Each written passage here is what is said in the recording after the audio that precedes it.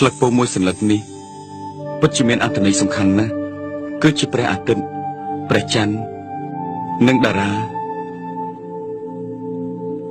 ស្លឹកពោធិ៍នេះមិនអាចលូតលាស់បានទេបើគ្មានព្រះអាទិត្យបើគ្មានភ្លៀងធ្លាក់ក៏គ្មានដុំពពកខ្មៅដែរបើគ្មានស្លឹកឈើទេក៏គ្មានភ្លៀងដែរស្លឹកឈើនេះពិតជាមានសារៈសំខាន់ណាស់សម្រាប់ព្រះធរណីសម្រាប់ពេលវេលាហើយនឹងចិត្តរបស់យើងដូច្នេះស្លឹកឈើនេះពិតជាមិនអាចដុះឡើងបានទេគឺគ្រាន់តែដូចជាអាត្មាអញ្ចឹងដែរយើងទាំងអស់គ្នាគ្រាន់តែចូលមកដល់កន្លែង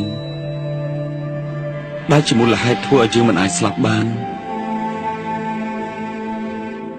យើងគ្រាន់តែអាចបញ្ឈប់នៃការកើត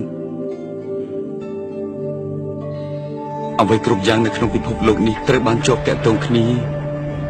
យើងទាំងអស់គ្នាគឺមានតែម្យ៉ាងគុណដែលមិនខុសប្លែកពីគ្នានោះ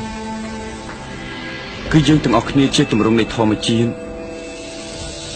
ស្លឹកឈើមួយនេះហើយនឹងអាត្មាគឺជាផ្នែករបស់វា